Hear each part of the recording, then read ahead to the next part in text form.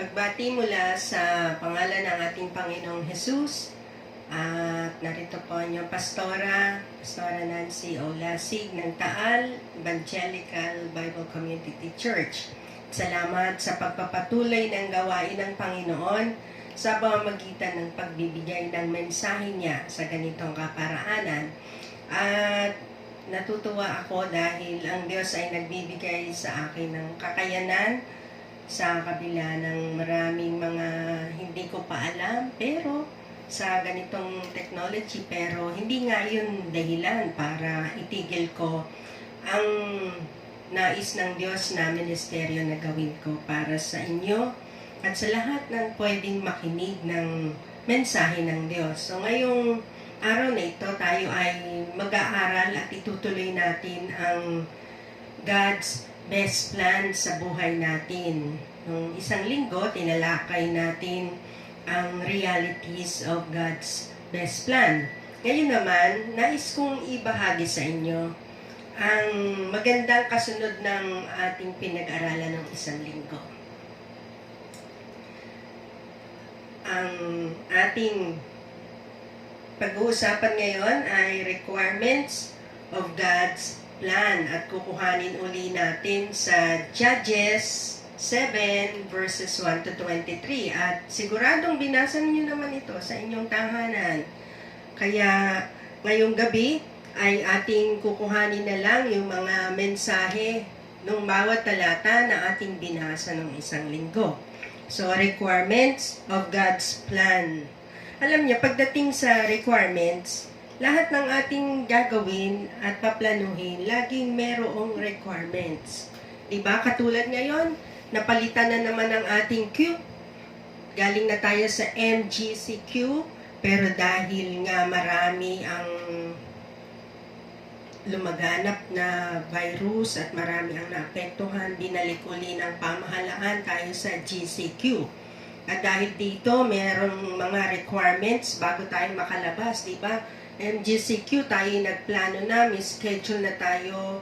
Tuesday, pupunta kami sa Lemery kasi yun ang time natin. Sa ganitong araw, gagawin ko na ito. Sa ganitong araw, ako ay pupunta doon sa lugar na meron akong kukunin. Pero bago mangyari yung paglabas natin ng bahay, merong requirement ang ating pamahalaan. At ito yung PAS. Nakalagay dito, Municipality of Taal, Barangay Zone 2, Home Quarantine Pass. Hindi pwedeng basta tayo lumabas dahil merong mga nilagay ang pamahalaan na mag-check sa atin. So mahalaga po ito at dapat lang na sumunod tayo kung gusto nating makalabas. Ngayon, kung tayo na may nagtatrabaho, araw-araw meron din silang ginawang pass. Ito yung work pass, working pass. At ito'y kukuhanin din natin sa munisipyo. Bakit kailangan ito? Para mayroong kaayusan, may disiplina ang tao. Hindi kasi nga pwede tayo lumabas lahat. Yun lamang, edad na 21 hanggang 59 ang pwedeng lumabas at bumili ng essentials. Hindi tayo pwedeng mag-malling. So ito yung requirement sa atin bago tayo makalabas ng bahay. At kapag nag-comply tayo, doon sa requirement na yon, pwede na lumabas. Okay? O, sige. So, ngayon, ayan ang katulad ng requirements na sinasabi ng Diyos dito sa Judges chapter 7, verses 1 to 23, ang storya ni Gideon. So, ngayon, ang ating pag-aaral na ito, requirements of God's plan. Kung gusto nating matupad ang plano ng Diyos, ating alamin ano ba yung mga ninanais ng Diyos para matupad ang kanya mga plano. Pero bago ko isa-isahin ang 3 puntos uli natin, tayo muna manalangin. Panginoong Diyos na nasa langit, na nakakakita ng lahat-lahat sa amin, sa mga nangyayari, kami po'y nagpapasakop sa iyo at hinihiling na mangusap ka po sa puso namin. At bigyan mo po kami ng pag-asa mula sa iyong mga salita, ang Biblia, sa panahon na kami nahihirapan dahil po sa pandemic, Panginoon. At alam mo po ito, kami po'y nananampalataya na meron kang ginagawang magandang plano. Kung ninais man ni Satanas na ipangsira ng buhay ang pandemic na ito, ang virus na ito, pero dahil ikaw ay Diyos na makapangyarihan sa lahat, naglagay ka na po ng magandang plano sa amin mula dito sa pangit na virus na pinangsisira ni Satanas. At ngayong gabi, ngayong araw na ito, kami po ay nananampalataya, nagpapasakop sa iyo. Mangusap ka po, Panginoong Diyos. Santong Espiritu, gabayan mo po kami. Salamat po sa pangalan ni Jesus. Amen. Ang biglaang pagbabago ng plano ay hindi madaling tanggapin. Tama? Mahirap. Pero, napipilitan tayong gawin ang pagbabago ng plano dahil sa mga karanasan na hinahayaan ng Diyos na maranasan natin para lang mabuksan ang ating isip, ang ating puso dun sa Kanyang magandang plano. At yung mga pinlano natin, ito'y napakahalaga sa atin. Nakaset na yung puso natin dun sa mga pinlano natin. Pero, hinayaan. Ang tanong natin, bakit kaya hinahayaan ng Diyos o pinapayagan niya na mabago ang aming mga plano? Bakit kaya nangyayari ito? Bakit hinayaan na lang niyang maisang tabi yung aking pinaghirapang plano, nilistang mga gagawin sa panahong ito? Merong dahilan. Dahil nga mabuti at maganda ang plano niya. Para malaman natin at ma-enjoy natin ang God's best plan, tingnan natin ang requirements niya. Okay? Ang una niyang requirement sa atin ay surrender. Pagsuko. At mamaya tatalakayin natin, babasahin natin yung Romans 8:28. At bago yon, ating munang tingnan yung paliwanag ng pagsuko, surrender sa Panginoong Diyos. Okay? Ating babalikan ang kabanata ni Gideon at ng kanyang mga kasama. Tingnan nyo ha. Si Gideon ay nakaplano na, nalalaban na nga sila. Tinanggap na niya yung tawag ng Diyos na pangungunahan niya ang mga sundalong Israelita para lumaban doon sa mga gustong sumakop. At meron na siyang 32,000 sundalo, tagasunod. Pero, dahil siya'y sumunod sa Diyos, nakita niya ang pagkilos ng Diyos at pagpapatupad ng Diyos sa plano niya. Anong nangyari? Na-reduce. Bumaba, kumonti yung kanyang 32,000 na mga sundalo. At dahil bumaba, ano ang unang ginamot ng Diyos o ano ang unang binago ng Diyos kay Gideon bilang leader? Yung kanyang pride. Kailangan tanggalin yung pride at makita ni Gideon na hindi ako, kundi ang Diyos. Kaya bumaba, ang sabi ng Diyos, napakarami niyan, Gideon. Diba?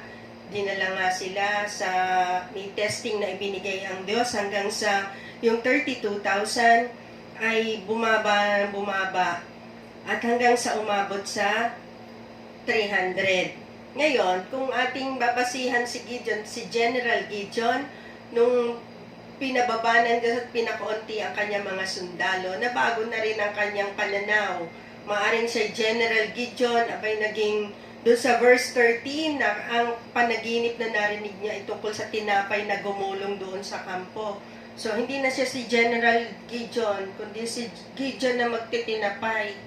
Kasi kailangang ibaba ng Diyos yung pananaw ni Gideon at ang kanyang pagtingin sa kanyang sarili. At ang unang tinanggal ng Diyos ay yung pagtingin ni Gideon na kaya niya. Yung ego, inapakan na, tinanggal na yon. Ano ang natutunan ni Gideon sa mga pangyayaring ito? Ang laban na ito ay hindi tungkol sa kanya at sa kanyang mga sundalo. Ang laban na pinagagawa ng Diyos ay laban ng Diyos. Hindi ayon sa kanyang goals, hindi ayon sa kanyang dreams, hindi ayon sa kanyang plans, kundi ito ay ayon do sa naisin ng Diyos na iisang tabi ni Gideon ang kanyang plano sa paglaban, kundi tanggapin niya yung kalooban ng Diyos. Kaya mahalaga po yung word na surrender, pagsuko. Hindi po madaling sumuko at isuko yung plano. Pero kapag ating binanggit, pag tayo ay buong pusong nagsabi sa Panginoon, sige na nga po Lord, at ating binalikan ang mga talata sa Romans 8:28 na ganito po ang sinasabi sa Roma 8:28. At nalalaman natin na sa lahat ng mga bagay ang Diyos ay gumagawa sa ikabubuti ng mga umibig sa Kanya, sa kanila na mga tinawag alinsunod sa Kanyang layunin. O di ba? Si Gideon po ay tinawag alinsunod sa layunin ng Diyos. At isa pa, ang sabi dito sa talata, na gumagawa ang Diyos sa ikabubuti ng mga umibig sa Kanya. Alam niyo ba, noong tinitrain ng Diyos si Gideon bago dumating dun sa laban, ay kanya nang sinuko ang kanyang puso at minahal niya ang Diyos ng higit sa lahat. Kaya yung requirement na pagsuko ay napakahalaga. At ito ay ang ninanais ng Diyos na tayo ay lumakad ayon sa Kanyang plano at ayon sa Kanyang perfect will. Hindi po madali, pero once na nadoon ang puso natin na nagmamahal sa Diyos, nagsisimula na tayong sumuko sa Kanya. Doon sa mga anak ng Diyos na nakakakita ng katotohanan na merong best plan ang Diyos, at itong mga anak niya na nagsasabi na meron niyang plano ang Diyos sa kanyang buhay, nakikita nila ito, at ang best plan ay mangyayari kung tayo po ay susuko ng may pananalig sa Kanya. Alam niyo, napakahalaga ng pananampalataya. Kasi hindi naman po tayo makakasurrender talaga sa Diyos kung wala tayong pananampalataya sa Kanya. Kaya ang unang requirement po ng Diyos para mangyari at matupad sa buhay natin yung Kanyang best plan, tayo po ay susurrender. Susuko tayo sa Diyos. At ang pagsukong ito ay Kanya namang nire-reward at nilalagay sa puso natin yung best interest na pwede nating maranasan, na makita natin araw-araw kung ano ang ginagawa ng Diyos sa buhay natin. Kaya mahalaga po ang pagsuko sa Kanya. At pag iisang tabi na ng ating mga plano, kahit hindi madali sa simula, pero kapag araw-araw ating kinikilala ang kapangyarihan ng Diyos, nangyayari po yung best plan niya. Sunod na S ay submission. Okay, submission. Tagalog, pagpapasakop.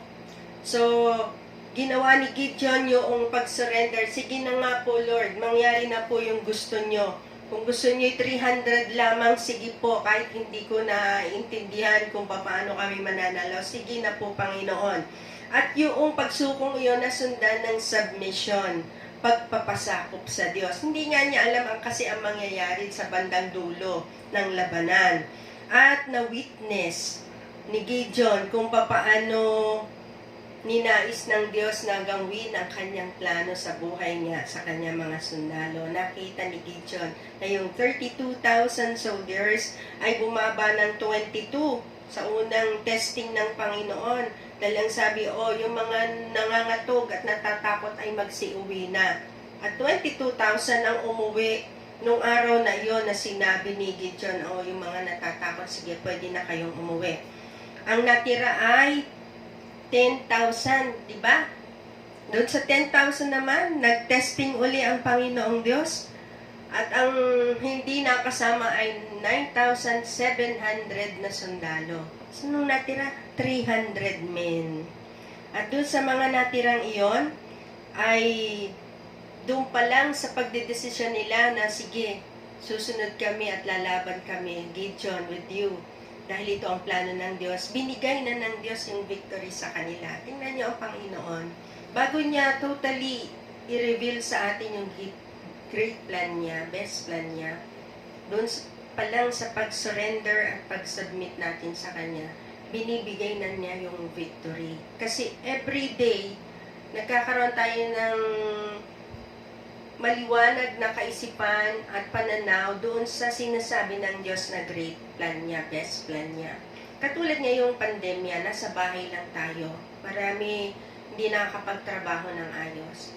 Pero alam nyo, mga kapatid, kung tayo'y lubusan niyang magpapasakop sa Panginoon, kanyang ihahayag ang kanyang best plan. At yung survival mangyayari. At naniniwala ako kapag bawat isa sa atin ay nananalig at sumusunod sa Panginoon ng buong puso, mararanasan natin yung blessing na nagmumula sa Kanya. So yung survival nangyayari at nangyari kina Gideon dahil sila ay nagpasakop sa Diyos. Hindi man nila alam kung anong mangyayari sa susunod na araw at sa labanan, pero nagsabi si Gideon, opo, Panginoon. Doon sa 300, bilang general, tagapanguna ka ng mga sundalo. Sa kalaban ay libo-libong sundalo rin na gustong sumakop sa kanila. Pero ang pinili lang ng Diyos na kasama niya ay 300. This is amazing talaga. Yung pananampalataya ay kailangang pairali natin bawat minuto ng buhay natin upang malaman natin yung best plan ng Diyos sa ating buhay. Para rin yan sa ating tahanan. Maraming beses ang mga nanay ay nag-iisip paano pagkakasyahin ang budget. At yung budget na nagmumula sa Panginoon, sabi nga, hindi nagkukulang ang ating Diyos. Kapag pinanghawakan natin yon at sinabi natin, sige po Panginoon, mula sa budget na ito, tulungan mo ako na makapag-prepare ng pagkain na kailangan ng aking mga anak, ng mga bagay na dapat kong bilhin. Pero alam nyo, sa matagal na karanasan namin sa buhay bilang mga manggagawa, mga kapatid, hindi nagkulang ang Diyos. Lagi siyang sapat. Hindi pala yun nakabase sa laki ng pera na nasa bulsa natin, kundi sa laki ng pananampalataya na meron tayo, na merong gagawing bagay ang Diyos para tumatag ang ating pananampalataya at ang tangila ang nating gagamitin ay magtiwala at sumunod.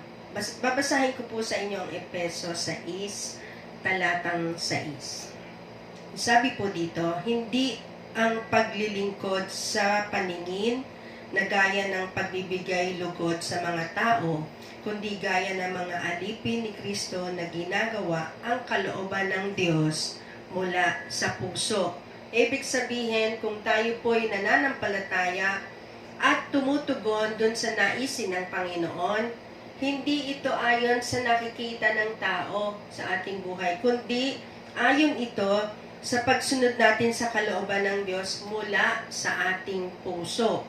At pagka buong puso natin siyang minahal at sinabi, opo Panginoon, ako po'y susunod, makikita natin at mararanasan natin araw-araw ang kasapatan ng biyaya ng Diyos. At ang biyayang ito ay binibigay niya palagi-lagi sa kanyang mga anak na nagtitiwala sa kanya. So, ang pagpapasakop po ay mahalaga para matupad ang best plan ng Diyos sa atin. Pagpapasakop, na sabi nga natin last Sunday, di ba hinahayag ng Diyos ang kanyang plano? Hindi niya tayo hinahayaang magpaikot-ikot lang sa ating buhay, kundi meron siyang pinagagawa. Ang tangi lang natin gagawin, sumunod, magtiwala sa Kanya. At pag nangyari yon, mararanasan natin yung best plan niya. At ang huling puntos natin ay ito sa requirement ng Diyos, steadfastness. Pagpapatuloy natin sa buhay natin bilang mga anak ng Diyos. Aba, alam niyo ba dito sa ating buhay ngayon, ilang buwan na tayo sa ating tahanan? Apat na buwan? Naku po, ang tagal na natin, di ba? Pero nakita niyo ba ang sarili niyo na pinabayaan ng Diyos? Di ba hindi? Tingin ko, mga Kristiyano ay lalong tumataba sa loob ng bahay. Hindi man natin minsan ma-appreciate kung ano yung naririyan sa loob ng bahay, pero yun ang provision ng Diyos. Pero patuloy niya tayong iniingatan at pinatataba. So ngayon, yung pagpapatuloy ay napakahalaga. Balikan natin ang laban ni Gideon, ha? Yung victory, sinabi na ng Panginoon. Doon pa lang sa verse 13, sinabi na ng Diyos, binigay ko na sa iyo mga kamay ang tagumpay. Narinig niya yung kwento nung kalaban doon sa kabilang kampo na nanaginip tungkol sa tinapay na gumulong doon sa kanilang kampo. At nangyari na natalo sila sa labanan doon sa panaginip, at ang deklarasyon noong kalaban, dahil ito sa tabak ni Gideon. Ibig sabihin, alam ng mga kalaban na si Gideon ay anak ng Diyos at siya ay sundalo na susunod doon sa kanilang general, pinaka-boss, ang Diyos, na nagsasabi sa kanila ng kanilang gagawin. Kaya yung pagpapatuloy ay pinakita ni Gideon sa huling bahagi ng kwentong ito. Si Gideon po, noong ma-reduce na sa 300 ang mga sundalo niya, hinayag naman ng Diyos ang sunod nilang gagawin. Ano ang sabi? O sige, magdala kayo ng trompeta, ng banga, at ng sulo. Imagine niyo yung 300. Ano na nga sila kakaunti na nga sila laban doon sa maraming kalaban. 300 na. Tapos ang pinadala pa ng Diyos na weapon nila ay trompeta. Oh, wala tayong trompeta ngayon. Anong nasa atin? Torotot.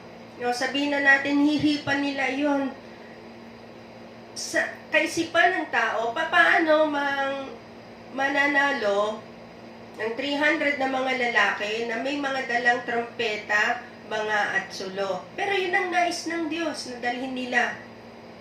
Kaya yung pagpapatuloy, kahit pikit mata siguro si Gideon at ang kanyang mga sundalo, sige po Panginoon, sige na po Panginoon, susunod kami, sila ay pumunta, sumunod.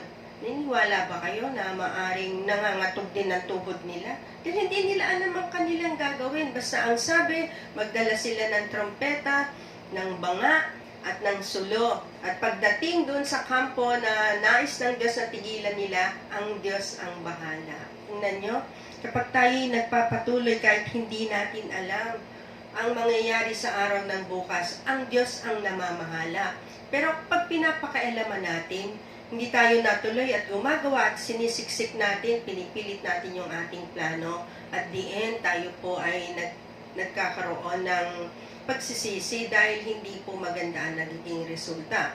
Pero doon sa pagsunod, pagpapatuloy nating magtiwala sa Diyos ng buong puso, yung pananampalataya natin ay ating gagamitin, na dahil sinabi mo Panginoon, gagawin ko ito. At si Gideon ay nagpunta doon sa kampo ng kalaban, at doon sa instruction ng Diyos na ginawa nila, sila ay nagkaroon ng tagumpay. Ganon din tayo kung ating i-apply ngayon sa ating buhay. Maaaring nagtatanong kayo, hanggang kailan itong virus na ito? Hanggang kailan kami titigil sa tahanan? Hindi natin alam.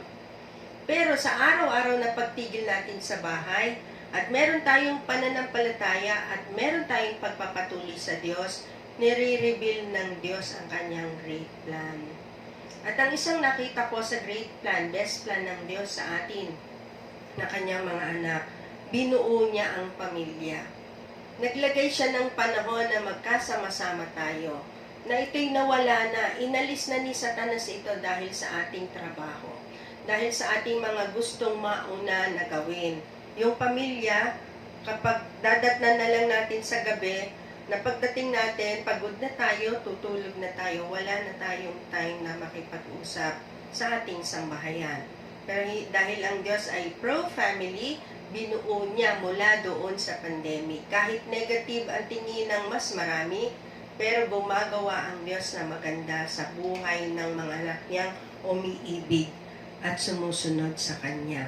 So itong best plan na ito ng Diyos, ang sikreto lang pala para tayo makasurvive at magtagumpay at magkaroon ng kasiguruhan, tayo ay magpasako sa Panginoon ng may pagpapatuloy.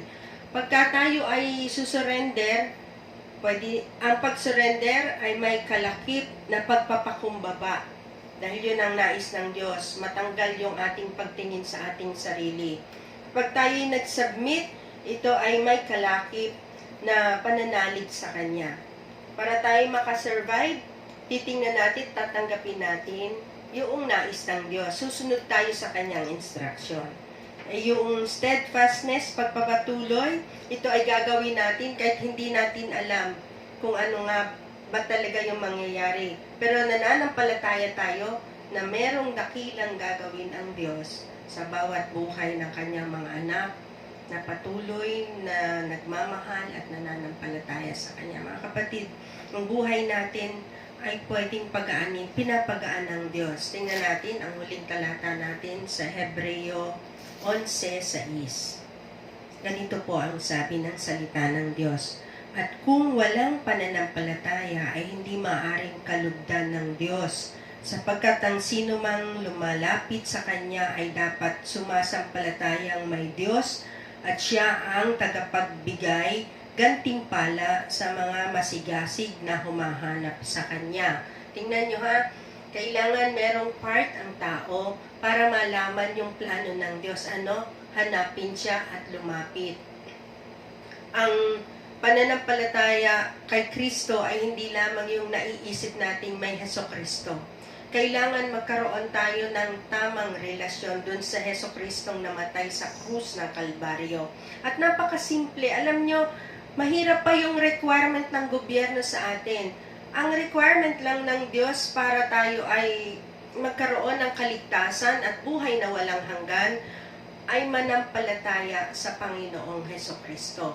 Magkaroon ng tamang relasyon sa Kanya. At kapag ito'y nangyari, mararanasan natin yung Kanyang magandang plano sa bawat buhay ng taong mananalig, mananampalataya sa Kanya. Kapatid o kaibigan, hindi kailangan dito ang relihiyon. Ang kailangan dito ay relasyon sa Panginoong Hesukristo. At ang pakikirelasyon sa Kanya ay very simple. Aminin natin sa harapan ng Diyos na tayo makasalanan at hihingi natin ng tawad. At pagkatapos natin humingi ng tawad, sabihin natin sa Kanya, Panginoong Hesus, kinikilala kitang Diyos at tinatanggap kita bilang Panginoon at tagapagligtas ng aking buhay. Maghahari ka sa akin mula ngayon at magpakailanman.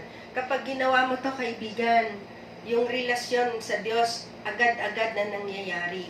At dahil tinanggap mo siya, magkakaroon ka na ng buhay na walang hanggan. At ang buhay na walang hanggan, ito ay pwede na nating enjoy habang narito tayo sa lupa na nabubuhay.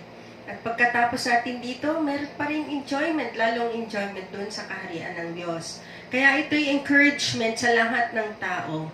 Naniniwala ako na kapag kinilala ng ating presidente ang Panginoong Hesus bilang tagapagligtas ng buhay niya, marireveal sa kanya yung best plan ng Diyos. At tanging ang Diyos lamang ang pag-asa ng buong mundo, ng sangkatauhan.